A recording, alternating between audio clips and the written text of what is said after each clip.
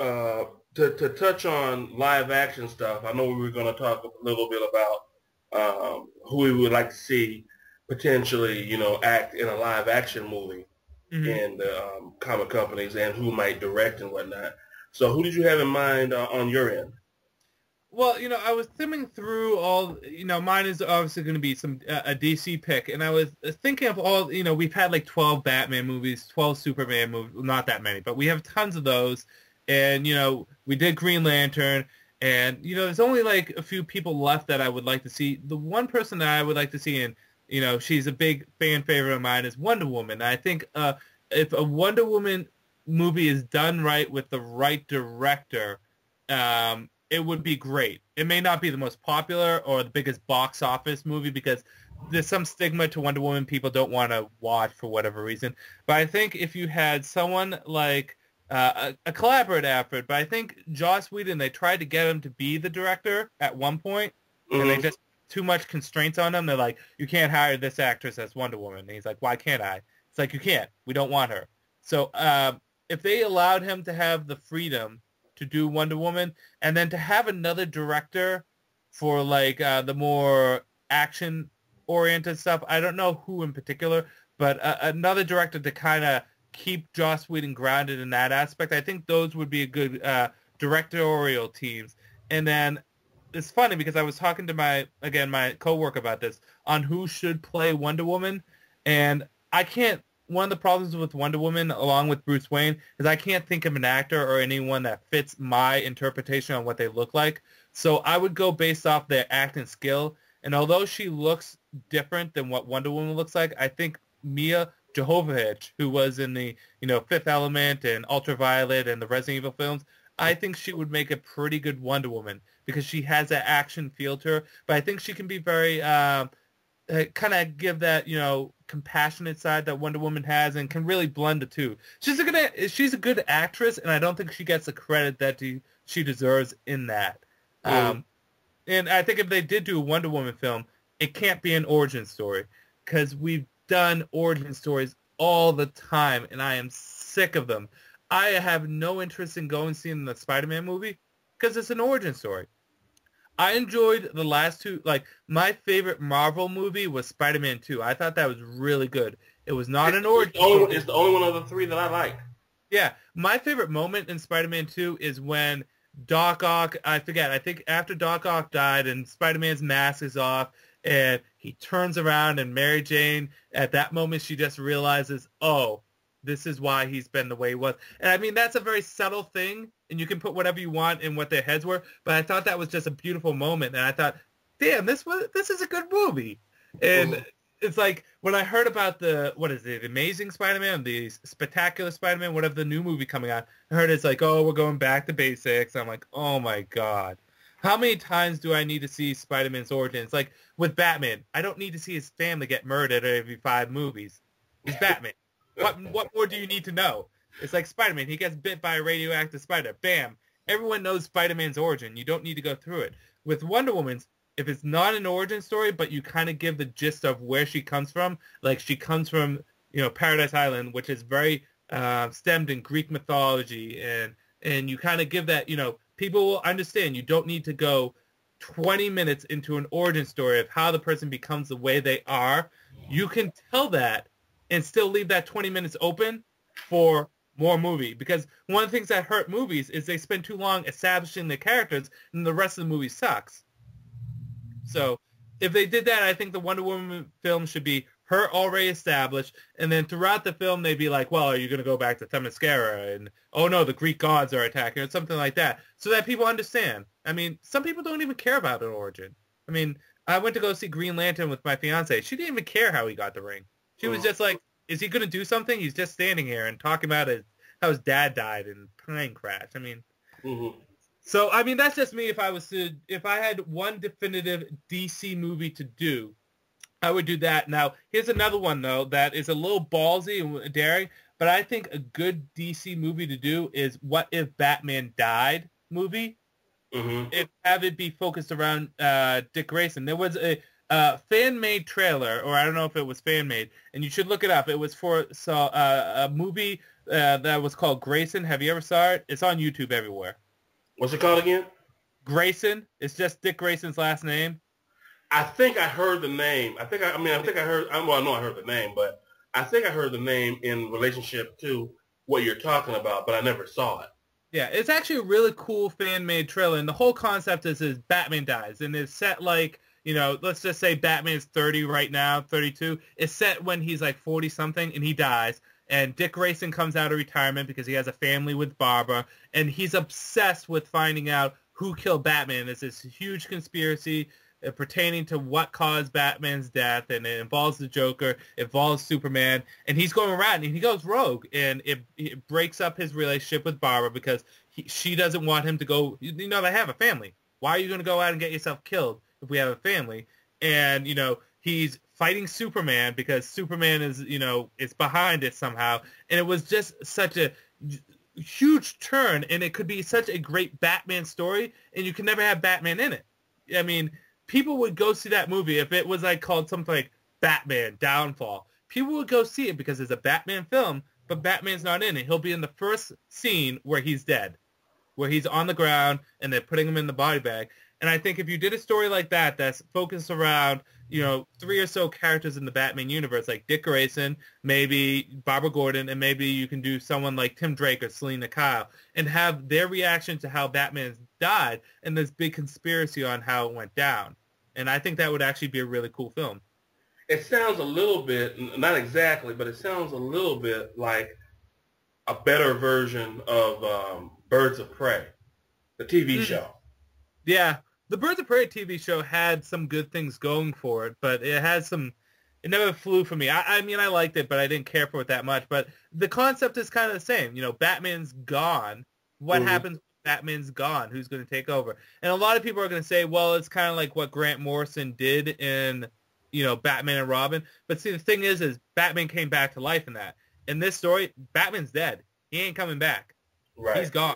This is all about what happens after he dies.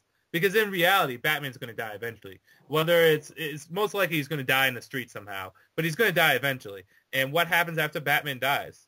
So I think that would be a really good story, and actually commit fully to the idea that Batman dies. Not like, oh, it's nice that we're going to read about Damian and Dick and they're going to be Batman and Robin. No, don't worry, Bruce will come back in a year or two. No, Batman is dead.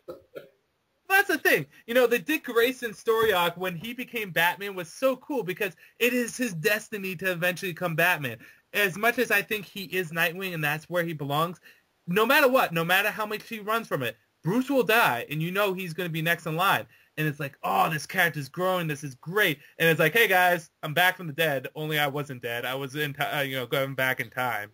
Well, I gotta tell you, Andrew, I'm one of the few people that actually, as far as my favorite heroes go, Batman is in my top 15 twice, and the Batman that's over the other Batman is Dick Grayson, because I really did like what Grant Morrison did with him, and I thought that DC, much like Marvel, missed an excellent opportunity to continue these franchises by having Dick Grayson be Batman from the point that he became Batman in the Grant Morrison run, and Bucky becoming Captain America. And it was realistically, I knew they was going to bring both those characters back. Yeah, but it would have just been so good to know that Marvel and DC knew a little bit about something called turning the page. Exactly. You know, it's tough because with comic books, you can't end the story. The story's ongoing. But if you do like the concept of Dick Grayson becoming Batman, nothing's been confirmed. You heard about Earth 2, right? Mm-hmm. You did that follow-up video where you talked about it. That is, I think they're hinting towards that being Dick Grayson, because a lot of people complained that they enjoyed the Dick Grayson story, but it ended.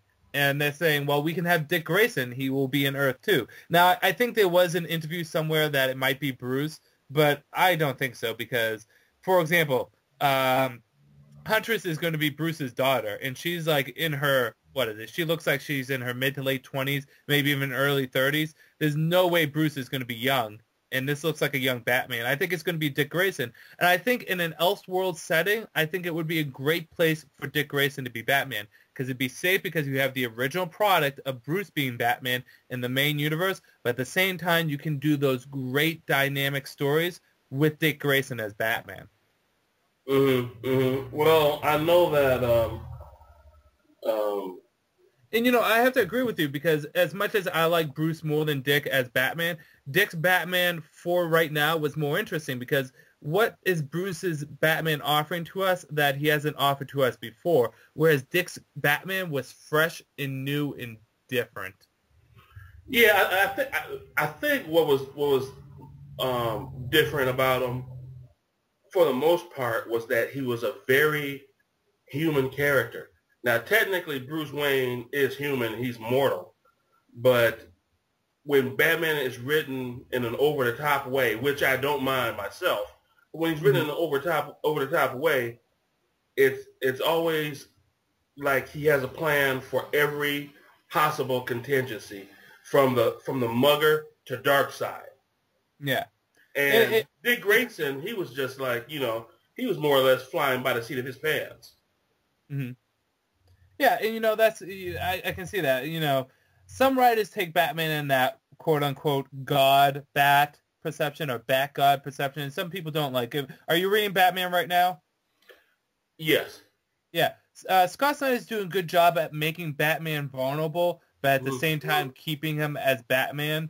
Like the last issue, Batman gets the living snot beat out of him, but at the same time he finds a way around it, which is nice and good. But like you said, one of the things is Batman always wins. Dick Grayson is a Batman where he needs to think on his feet. He needs to learn as he go. He doesn't have all the answers. You see, Bruce Wayne as Batman, his greatest strength is he knows everything that can happen will happen. He'll do it. That's he's a thinker. He's a problem solver. That's Bruce's thing. As Batman, one of Dick Grayson's greatest strengths, and I think a lot of people overlook this, except for Scott Snyder, is his humanity. Dick Grayson as being a people's person and being able to connect to people more. And so what? He can't, figure out how he's going to defeat Darkseid and outrun his Omega Sanction. But it made things a little bit more compelling because I could relate to him more. One of the two people in comic books I say I can relate to the most are Wonder Woman and Dick Grayson. And the reason why is because Dick Grayson is someone that you can put yourself in his shoes. He's not, he's over the top with his skill. He's the second best detective, one of the best fighters, best acrobatic. But in all honesty, Dick Grayson is vulnerable. He loses. He gets beat up, and I think that was, like you said, one of the most appealing things to him being Batman. He was a human. Yeah. But my whole thing with Bruce Wayne Batman is that I'm of two minds about him. I like what Scott Snyder's doing with him. I think some of the stuff that Scott Snyder's doing with him is probably some of the best stuff that I've seen in a while. And I didn't get on board probably until about the third issue. I got it from the first issue on, but it was the third issue I was like, yeah, this guy knows what he's doing. Yeah. But at the same time, I still like the mythic Batman. I still like the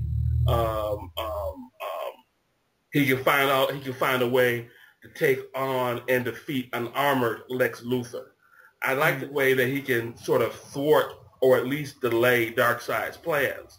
I know that there's people I know on YouTube that don't like that aspect of him, but for me, I think if there's any two characters that you give them their due in terms of their being what I want to call it, sort of living urban legends, it's Batman and Captain America. Mm-hmm. Yeah. Because, especially with Batman, because Batman has not only survived the test of time, he's thrived through the test of time. I would say he's probably the most recognizable superhero out there. At the risk of pissing a lot of Superman fans off. But if you're going by merchandising, there's no question that Batman he's the guy. Well, there is no question. Batman sells. You can put a Batman symbol on anything, and it sells. Superman doesn't.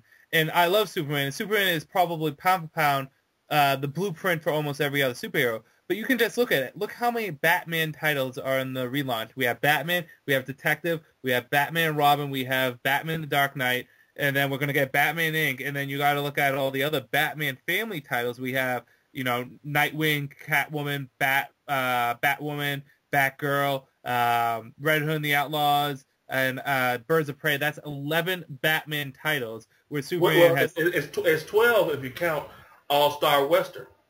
Because that's Arkham. That's Dr. Arkham is in that, and that's Gotham. A lot of Portobello stuff in that too. Mm. And you can say that, and you can even say more, saying like, oh, Huntress and Penguin, Pain and Prejudice were minis. Where if you look at Superman, Superman has Superman, Action Comics, Supergirl, and Superboy. And at the risk of being yelled at by a lot of people, the only comic I really enjoy out of the three of them that I have consistently enjoyed was the Supergirl comic, not even Superman's main title. So like you said, Batman does sell more than Superman. When it comes down to Batman and Captain America, the two things that they have going for them is, all the stuff you said about Batman, but the thing that Captain America has going for him is he's Captain America. What more do you need to say about that? He represents the United States of America. Now, that may not be as impactful if you live in Canada or in Mexico or if you live in England or if you live in China, but he's Captain America. How could you go wrong with that kind of character dynamic? His first issue, he beats up Hitler. How? I mean, that's what makes Captain America so appealing, is he is the representation of America. And, I have to agree with you. Captain America is a character that is, an urban legend. He stands the test of time just as much as Batman. I think a lot of other comic book characters go in there, but when, you ask people on the street, name me some superheroes, they're going to say Batman, Superman, Spider-Man, Captain America, Hulk, maybe Aquaman, maybe not so much Aquaman, Wonder Woman. But yeah, I have to agree with you on that, with those two. Oh yeah, since you mentioned them, and I wanted to draw a little bit of a parallel to something you had said. You were talking about liking the Spider-Man orange and yellow suit. Mm-hmm. Aquaman, who I have never been a fan of. But I'm sorry, what, Andrew? I'm sorry, I'm a huge Aquaman fan, but go ahead, continue. Oh, but the time that I liked him best, at least from a visual aesthetic, was when he wore the blue costume. I thought the blue costume made so much more sense than that orange and green debacle that he's been sporting around since before the Super Friends. Yeah, the Atlantean costume does look good. And, I've got, the thing about the orange costume is it's an acquired taste. After a while, you get used to it. Like, I hated Aquaman's costume because it made no sense. It's bright, vibrant orange with a kind of a monotone green that, he's supposed to be from the sea. It makes really no sense. I mean, you could say some fish have those kind of scales or whatever, but it makes no sense. But after a while, I kind of got used to it, and now I even kind of like it. But that's just for the fact that I've been exposed to it enough. One of the things is, as a reader, as a consumer of anything, you get exposed to something enough, it's going to be hard to turn away from him. Like, if you look at Superman's costume now and you look at it before the relaunch, everyone was pissed that Superman was losing the underwear and getting the collar. I think the current Superman costume is the best Superman costume, period. It was hard to make that statement because I've just been so used to him wearing underwear for the whole time. But if looking back on it now, I look at that costume and I say, that's the silliest looking damn costume in the world. Because he's wearing underwear. And, people just get used to stuff. But yeah, I can see why you would think Aquaman's costume makes no sense. I think the blue costume looks good. It kind of looked like it had waves on it. Yeah, it did. Because it was mostly blue, but it kind of had a little bit of pastel blue, and it kind of had some black in it too. And I think between those colors, it was kind of designed to have that kind of wavy sort of look to represent water, I guess. Yeah, and also I don't think green and orange are colors that usually go well together. Maybe on Halloween, but not on a normal basis. But black and blue work well together. Although black works well together with almost anything. Here's a question I have for you. Seeing that we're talking about costumes, how do you feel about the DC's new costumes, particularly pertaining to, let's say, the Justice League? Let's just, to make it simple, based off the Justice League. Well, I haven't noticed a big deal that was different about Batman's costume. Um, so I mean, so what he's wearing, I'm still cool with. Hmm. Superman, there was really no adjusting for me on that one either, except even though I love George Perez's artwork and I loved it from way, way back, I thought the first image of Superman that I saw that he did for the, at the time, then upcoming Superman cover was horrible. I said, oh no. It kind of looked like he was just waiting to be put up on the shelf next to Buzz Lightyear. Hmm. Then I saw Jim Lee's take on it, and I was like, yeah, now this is cool. This is Yeah. cool. I can deal with it. I can deal with it now.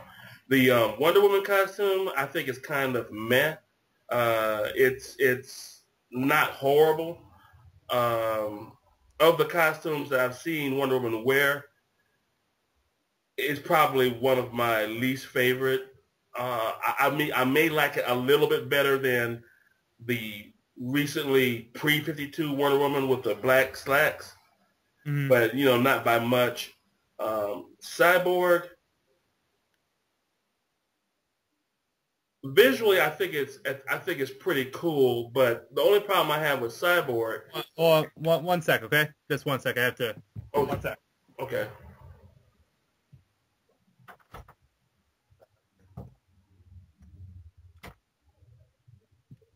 Sorry about that. I just got word dinner came in. Oh no, okay. No, no, Um, go continue. yeah, I was gonna say Cyborg. I think visually looks okay, but to me, it doesn't make sense that his cybernetics would be so bulky. It seemed like they would be more streamlined. Yeah, I can see that. I like the cyborg, the new cyborg look as opposed to the old one, just because for me, this is a lot of people are going to disagree, but I always thought Cyborg was the semi DC equivalent to Iron Man. So I kind of like the bulky look, but I agree with you on it doesn't make too much sense because, I mean, with the technology they have in the DC universe, it should be a little bit more streamlined. Mm-hmm, mm-hmm. Yeah. And And the Flash is basically his mask is a little bit fuller and stuff like that. It was like they really just tweaked him. His costume was basically the same. Um, Green Lantern, other than giving him that sort of line print similar to Superman, his basic color scheme is the same. So for the most part, I don't really have too big an issue with too many of the suits. I think the Teen Titans might be a little bit different. hmm Teen Titans are a little bit, theirs are a little busy. I do like the fact that Red Robin can fly with those wings that he has now. And the latest thing, I don't know, you've been keeping up with Teen Titans, right? yeah, Yeah, the latest Kid Flash costume looks pretty decent. You yeah, it know, does. I think it looks, if I could use the word, it looks aerodynamic. His hair isn't all over the place. It looks like a Flash costume. yeah, I'm glad they didn't stick with the modified Robin costume. Yeah, yeah, definitely. One quick thing, the Wonder Woman, when you were talking about her, the one thing that I think they did right is they got rid of the one thing that I hated about Wonder Woman's costume is all those stars in the bikini, the lower bikini area that she had. I thought she had way too many stars on there. With this, she only has like one or two, and it's not as visually assaulting to me. Not Yeah. that I look at Wonder Woman's groin and ass all the time, but it's something that stands out, and I don't want it to be like it is visually assaulting to me to have that many stars on someone. Well, I'll tell you this. These are my two favorite Wonder Woman costumes, or my two favorite Wonder Woman representations. One was from All Star Batman and Robin. I absolutely love the look that Jim Lee gave Wonder Woman in the one issue of that book that she was in, because she was wearing a dress that kind of harkened back to her origin days, but Yeah. just more modern looking.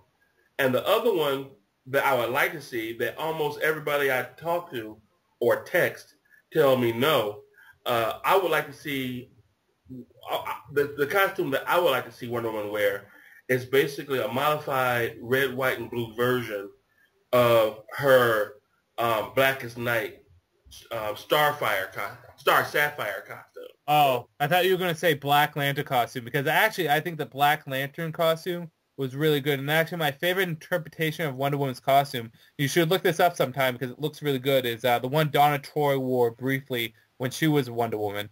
It looks like Roman slash Greco-Roman armor. It has, the breastplate. It has kind of the skirt, and it also has grease on the feet, and it has the gauntlets, and it looks really nice. And she has a cape. And I think Wonder Woman looks good with a cape. So yeah, no, I agree with you. The Star Sapphire one was good. I thought it was a little bit exposing for Wonder Woman, but I still thought it was good.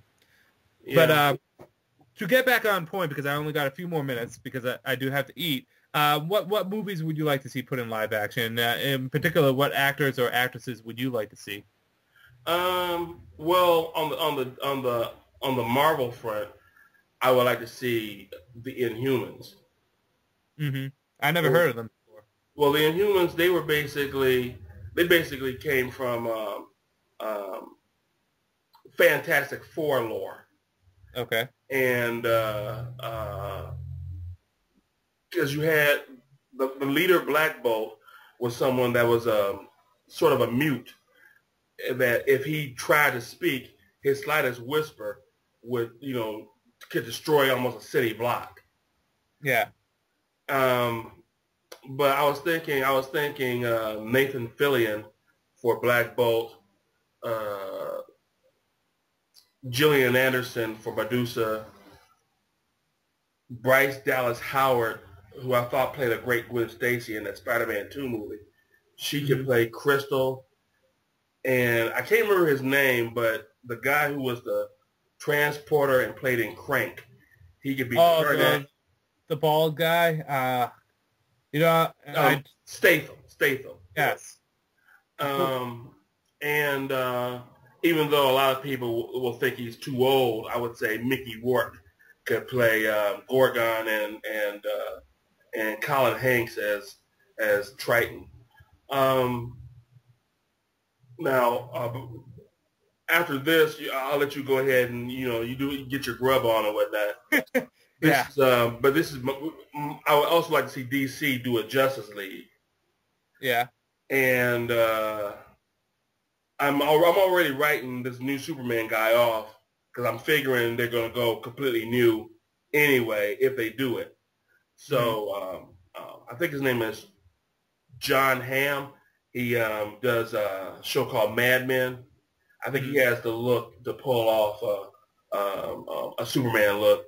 There's a guy who I don't know him by name, but he played someone called Bryce on the TV show Chuck. I think he'd be a good Batman. As far as Wonder Woman goes, my pick, she's still my pick because I've done a video on her way back when. I would like to see Charisma Carpenter. Ooh, play really? Woman. Yeah. Yeah. And, were you going to say something? Oh, no, she's from one of my TV shows that I like a lot, Angel and Buffy. So, yeah, she could actually pull off Wonder Woman. Yeah, okay. And Flash, sort of the second in command on the TV show NCIS. I can't think of his name. I think I would have him play like an older version of Wally West. J. August Richards I would have as Green Lantern. He was also on Angel. He was like the former gangmate. He was Charles Gunn. Yeah. Let me see. There was Idris Elba as Martian Manhunter and Trisha Helfer as Black Canary. Oh, interesting. Yeah, I think if you did a Justice League movie, you would have to just start fresh with all the actors. I mean, it's not like with Marvel where they had this big giant plan out. You just got to start fresh. Yeah. And to cap it off, I think I would have F. Gary Gray be the director. Because F. Gary Gray, he was the one, I don't know if he did both of them, but he definitely did the first Fantastic Four movie. And for all the criticisms that that movie got, I felt that he was able to still embody the vibe that Jack Kirby and Stan Lee were going for in their comics. Yeah, I didn't mind the Fantastic Four movies. I thought they were okay. I thought they were good. But yeah, like I said, I do have to go. But I really enjoyed this, dude. So if you ever want to, I did too. Thank you for doing this. No problem, dude. I'll talk to you later. And peace out. All right, take care, Andrew. Have a good one. Bye. You as well. Bye-bye.